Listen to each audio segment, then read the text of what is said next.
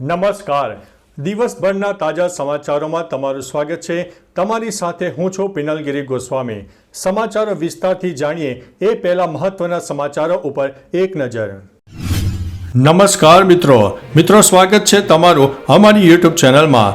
આજની વિડીયોમાં વાત થશે દેશ અને દુનિયાના સુપરફાસ્ટ સમાચારની. આજે તારીખ 21 માર્ચ 2025. હવે મહત્વના સમાચારો પર નજર નાખીએ તો 3 દિવસ બાદ ગરમીથી પરેશાન થશે લોકો. આગળ વાત થશે મોરવા હડપ ITIમાં રોજગાર મેળાનું આયોજન કરવામાં આવ્યું. ત્યારે વાત થશે નાસામાં સુનિતા વિલિયમ્સની મોટી સફળ સામે આવી છે.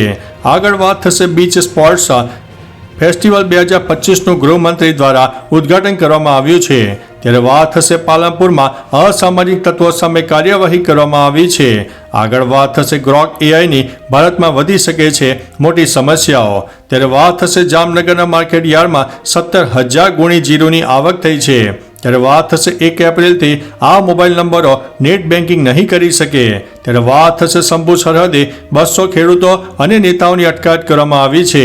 ત્યારે વાત થશે લૂને કારણે દેશભરમાં 10 વર્ષમાં 10,635 લોકોના મોત થયા છે. આગળ વાત થશે ચકલી પ્રેમીઓ ઊભું કર્યું છે 10,000થી વધુ ચકલીઓનું જંગલ. હવે મિત્રો સમાચારો વિસ્તારથી. જૂનાગઢના ખલેલપુર ગામના પાટિયા પાસે છેલ્લા 5 થી 7 વર્ષથી ચકલીઓને બચાવવા માટે એક વિશેષ અભિયાન શરૂ થયું છે. ચકલીઓને લુપ્ત થવાથી બચાવવા માટે એક વૈશ્વિક અભિયાન શરૂ કરવામાં આવ્યું છે. જૂનાગઢમાં 7 વર્ષના ચકલી બચાવ અભિયાનમાં દરમિયાન આજે 10,000થી 15,000 ચકલીઓનું એક આખું જંગલ ઊભું થયું છે, જે ખરા અર્થમાં ચકલી દિવસની ઉજવણીને સાર્થક બનાવ્યું છે. મિત્રો, અન્ય મહત્વના સમાચારની વાત કરીએ તો લૂના કારણે દેશભરમાં 10 વર્ષમાં 10,635 લોકોના મોત થયા છે. સરકારી આંકડાઓ અનુસાર 2013થી 10 વર્ષના સમયગાળામાં ભારતમાં વધારે ગરમી અને લૂ લાગવાને કારણે 10,635 લોકોના મોત થયા છે. હવામાન વિભાગની જણાવ્યા મુજબ ભારતમાં 2024નું વર્ષ છેલ્લા 14 વર્ષમાં સૌથી વધુ ગરમ વર્ષ રહ્યું હતું. સત્તાવાર આંકડાઓ અનુસાર સૌથી ગરમ અને સૌથી લાંબા લૂ સમયગાળા દરમિયાન ભારતમાં 41,789 લૂના કેસો અને 143 લૂ સંબંધિત મોત નોંધવામાં આવ્યા છે. મિત્રો, અન્ય મહત્વના સમાચારની વાત કરીએ તો શંભુ સરહદે 200 ખેડૂતો અને નેતાઓની અટકાયત.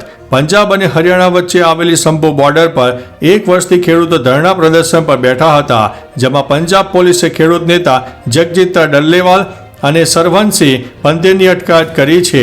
શંભુ બોર્ડર પર માર્ચ કાઢવા પ્રયાસ કરી રહેલા આશરે 200 ખેડૂતોની અટકાયત કરાઈ છે. હાલ ખેડૂતોને દિલ્હી જતા અટકાવવા તેમજ ધરણા સ્થળેથી હટાવવા માટે બંને સરહદે 3,000 પોલીસ જવાનોને તૈનાત કરાયા છે. મિત્રો, અન્ય મહત્વના સમાચારની વાત કરીએ તો 1 એપ્રિલથી આ મોબાઈલ નંબરો નેટ બેન્કિંગ નહીં કરી શકે. 1 એપ્રિલથી જો તમે કોઈ નંબરને તમારા બેંક એકાઉન્ટ અથવા તો UPI એપ્લિકેશન જેમ કે ગૂગલ પ્લે, ફોનપે અને પેટીએમ સાથે લિંક કર્યો હોય અને તે નંબર રિચાર્જ ન કરાવ્યો હોય અથવા તો નંબર કામ ન કરે તો તે નંબર તમારા બેંક ખાતામાંથી કાઢી નાખવામાં આવશે. મીડિયાના રિપોર્ટ અનુસાર નેશનલ પેમેન્ટ કોર્પોરેશન ઓફ ઇન્ડિયાએ એટલે કે NPCI બેંકો અને એપ્સને 31 માર્ચ સુધીમાં આવા નંબરો દૂર કરવા માટે કહ્યું છે. મિત્રો, અન્ય મહત્વના સમાચારની વાત કરીએ તો જામનગરના માર્કેટ યાર્ડમાં 17,000 ગુણીની જીરુની આવક થઈ છે. જામનગરના હાપા માર્કેટિંગ યાર્ડમાં જીરુની આવક શરૂ કરાઈ છે. સવારે 8 વાગ્યાથી સવારે 8 વાગ્યા સુધીમાં દરમિયાન કુલ 250 જેટલા વાહનોમાં ખેડૂતો દ્વારા જીરુનો જથ્થો લાવવામાં આવ્યો હતો. અંદાજિત 17,000 જેટલી ગુણીની આવક થતાં માર્કેટિંગ યાર્ડમાં ઉતારવામાં આવી હતી. જણાવીએ કે અહીં ખેડૂતોને સારા ભાવ મળે તેવી પણ શક્યતા દેખાઈ રહી છે. મિત્રો, અન્ય મહત્વના સમાચારની વાત કરીએ તો ગ્રોક AIની ભારતમાં વધી શકે છે સમસ્યાઓ. નેતા હોય કે સામાન્ય માણસ, ગ્રોક દરેકના પ્રશ્નોનો જવાબ આપે છે. મળતી માહિતી મુજબ AI ચેટબોટ ગ્રોક દ્વારા આપવામાં આવેલા જવાબો પર કેન્દ્ર સરકારે X સાથે ચિંતા વ્યક્ત કરી છે. છેલ્લા કેટલાક દિવસોથી ગ્રોકને સતત એવા પ્રશ્નો પૂછવામાં આવી રહ્યા છે જે સરકારને અસ્વસ્થ બનાવે છે અને ગ્રોક તેના જવાબો પણ આપી રહ્યા છે. તેના જવાબો પણ અસ્વસ્થ છે. આ અંગે સરકાર X સાથે વાતચીત પણ કરી રહી છે. મિત્રો, અન્ય મહત્વના સમાચારની વાત કરીએ તો પાલનપુરમાં અસામાજિક તત્વો સામે કાર્યવાહી. બનાસકાંઠા જિલ્લામાં 399 જેટલા આવા અસામાજિક લોકોની પોલીસે યાદી બનાવી છે, જેમાં પાલનપુર પશ્ચિમ પોલીસ સ્ટેશન વિસ્તારમાં ગેરકાયદેસર વીજ કનેક્શન અને પાણીના કનેક્શન કાપી નાખવામાં આવ્યા હતા. ત્યારે પાલનપુરના પૂર્વ પોલીસ સ્ટેશન વિસ્તારમાં માથાભારે અને રીડા ગુનેગારોના ગેરકાયદેસર બાંધકામ તોડીને પોલીસ કાફલો બુલડોઝર સાથે સામાજિક તત્વોના ઘરે પહોંચી ગયો હતો. મિત્રો, અન્ય મહત્વના સમાચારની વાત કરીએ તો બીચ સ્પોર્ટ્સ ફેસ્ટિવલ 2025નું ગૃહમંત્રી દ્વારા ઉદ્ઘાટન કરવામાં આવ્યું છે. રાજ્યના રમતગમત અને યુવક સેવા સાંસ્કૃતિક વિભાગ તેમજ સ્પોર્ટ્સ ઓથોરિટી ઓફ ગુજરાત દ્વારા 18 થી 21 માર્ચ સુધી સોમનાથ યાત્રાધામ ખાતે રાજ્ય કક્ષાની બીચ વોલીબોલ અને હેન્ડબોલ સ્પર્ધાનું આયોજન કરવામાં આવ્યું. આ પ્રસંગે ગુજરાતના રમતગમત મંત્રી હર્ષ સંઘવીએ સોમનાથના દરિયાકાંઠે બીચ રમોત્સવનું પોતાના વરદ હસ્તે ઉદ્ઘાટન કર્યું હતું. મિત્રો, અન્ય મહત્વના સમાચારની વાત કરીએ તો નાસામાં સુનિતા વિલિયમ્સની સફર. સુનિતાએ 1998માં જોન્સન સ્પેસ સેન્ટર ખાતે અવકાશયાત્રી તરીકેની તાલીમ શરૂ કરી હતી. તેઓ અનેક અવકાશ મિશનનો ભાગ રહ્યા હતા અને એક મહિલા દ્વારા સ્પેસ વોક કરવાનો રેકોર્ડ પણ તોડ્યો છે. સુનિતા ત્રીજી વખત અવકાશમાં ગયા છે.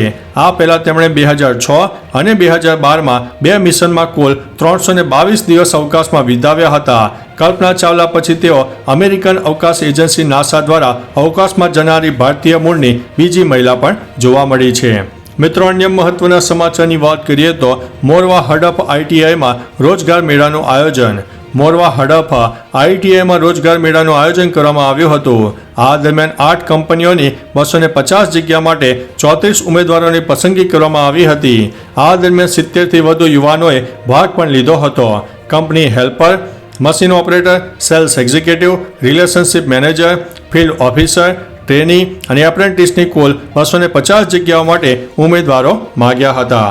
મિત્રો, અન્ય મહત્વના સમાચારની વાત કરીએ તો 3 દિવસ બાદ ગરમીથી પરેશાન થશે લોકો. હાલ ગુજરાતીઓ ગરમીમાં શેકાઈ રહ્યા છે. હવામાન વિભાગની નવી આગાહી પ્રમાણે આવનારા 3 દિવસ પછી ગરમીમાં વધારો થશે. 22 માર્ચથી રાજ્યમાં ગરમી વધશે. પવનોની દિશા બદલાતા ગરમીનું જોર વધશે. 21 માર્ચ સુધીમાં મહત્તમ તાપમાન 1 થી 2 ડિગ્રી વધી અને ઘટી પણ શકે છે. 22 માર્ચથી મહત્તમ તાપમાન 2 થી 3 ડિગ્રી વધવાની શક્યતા છે. નોંધનીય છે કે રાજ્યમાં રાજકોટ સૌથી ગરમ શહેર રહ્યું, કેમ કે અહીં સૌથી વધુ 38.7 ડિગ્રી તાપમાન નોંધાઈ ગયું હતું. તો ચાલો મિત્રો, ફરીથી દેશ અને દુનિયાના સુપરફાસ્ટ સમાચાર લઈને મળતા રહીશો. ત્યાં સુધી અમને રજા આપશો. નમસ્તે.